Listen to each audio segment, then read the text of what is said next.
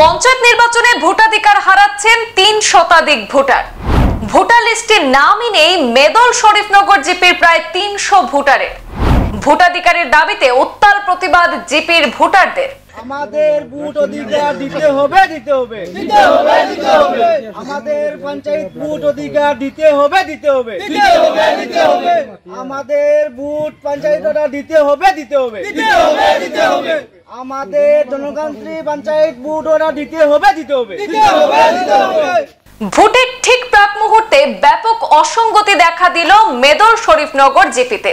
Voter list থেকে নাম উধাও জিপির প্রায় 300 ভোটারের।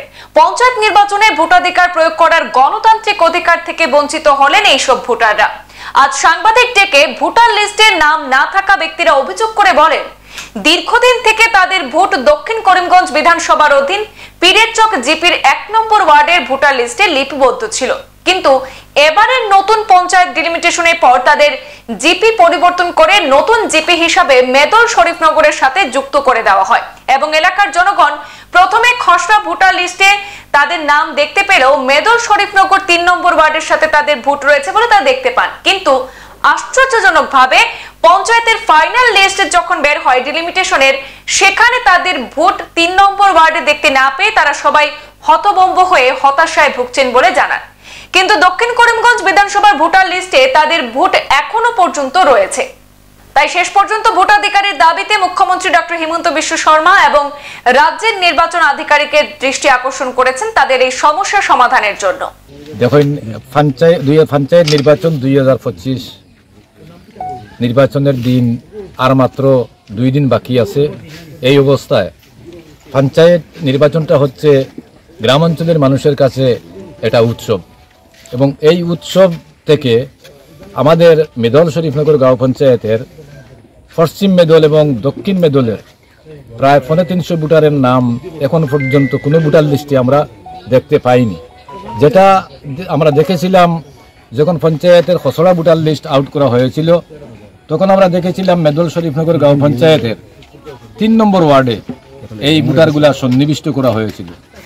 কিন্তু দুর্ভাগ্যজনকভাবে আমরা ফাইনাল লিস্ট যখন পেয়েছিলাম তখন দেখা যায় এই বুটগুলো আর দেখিনি আমরা। এখন পর্যন্ত এই বুটগুলো আমরা যে সমস্ত 10টি ওয়ার্ডে আমরা দেখেছি অনুসন্ধান করে, এখন পর্যন্ত ওদের বুট নেই। সেই হেতু এই গাঁও পঞ্চায়েতের মেদল শরীফনগর গাঁও পঞ্চায়েতের বিভিন্ন ওয়ার্ড থেকে আমরা দেখেছি বা শুনেছি মানুষে বলছে যে আমাদের বুট নেই। 1-2টি পরিবারের বিক্ষিপ্তভাবে মানে 10টি ভোটার লিস্টেই এরকম হয়েছে। তো আরও কিছু বিসঙ্গতি আছে এই সমস্ত ভোটার লিস্টে। মেদল গ্রামের ভোটাররা মোবারকপুর 10 নম্বর ওয়ার্ডে, শরীফনগরের ভোটাররা মেদল গ্রামে, বাগন গ্রামের ভোটাররা শরীফনগর গ্রামে। যাই হোক, এটা তো হলেও ওদের ভোটাধিকার প্রয়োগ করতে পারবে, গণতান্ত্রিক পদ্ধতিতে এরা যোগ দিতে পারবে।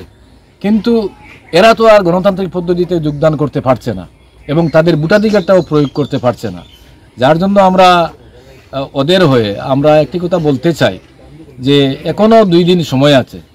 যদি আমাদের মাননীয় আসামের ইলেকশন কমিশনার মহোদয় তথা আসামের মাননীয় মুখ্যমন্ত্রী হিমন্ত বিশ্ব শর্মা মহাশয়ের কাছে আমরা আর্জি রাখছি, যদি সম্ভব হয় তাহলে এই নামগুলো যে কোনো একটি ওয়ার্ডে তাদের নাম সন্নিবিষ্ট করে তাদেরকে ভোটাধিকার প্রয়োগ করার, অন্ততপক্ষে গণতান্ত্রিক অধিকার রক্ষা করে একটি ব্যবস্থা করে দেওয়ার জন্য আমরা অনুরোধ করব। সাথে সাথে আমি আমার করিমগঞ্জ জেলার, বর্তমান শ্রীভূমি জেলার জেলা উপায়ুক্ত মহোদয়ের কাছে আমি বিশেষ অনুরোধ করব, যেহেতু ওদের নাম দক্ষিণ করিমগঞ্জের 2025 সালের যে ভোটার লিস্ট আছে সেই ফাইনাল ভোটার লিস্টে ওদের নাম আছে, এবং যেটা পোলিং স্টেশন নাম্বার 130 হতে পারে বা 129 হতে পারে, সেখানে তাদের নাম সন্নিবিষ্ট আছে।